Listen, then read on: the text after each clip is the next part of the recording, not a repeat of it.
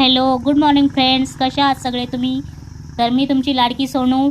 आज मी सकाळी उठले, शेतात गेले आणि शेतामधून खूप भारी कांदे दिसले. कांदे दिसल्यावर म्हटलं चला आज कांदे घेऊन घरी जाऊया आणि कांद्याची छान भाजी बनवूया. मग मी घरी गेले कांदे घेऊन, तर घरामध्ये खूप सारा पसारा पडलेला होता. मग टॉवेलची घडी घालून घेतली आणि भांड्याच्या जाळीमधले भांडे लावून घेतले रॅकला आणि झाडू मारून घेतला. झाडू मारून झाल्यानंतर म्हटलं चला आता आपण आहे ना थोडीशी कांद्याची पात बनवूया. मग कांद्याची पात चिरून घेतली होती, फक्त परतायची बाकी होती. मग कांद्याची पात परतून घेतली आणि आजीसाठी चहा द्यायचा बाकी होता, म्हणून आजीसाठी चहा बनवला. चहा बनवून झाल्यानंतर मम्मी म्हटली आपल्याला थोडीशी खिचडी भात बनव.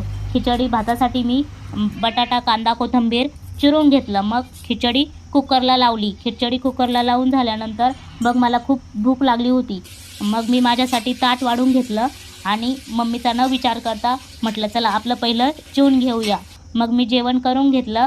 मग जेवण करून झाल्यानंतर थोडासा आराम केला आणि मग मला खूप कंटाळा आला होता हे सर्व काम करून. मग मी अंथरूण केलं आणि झोपून घेतलं.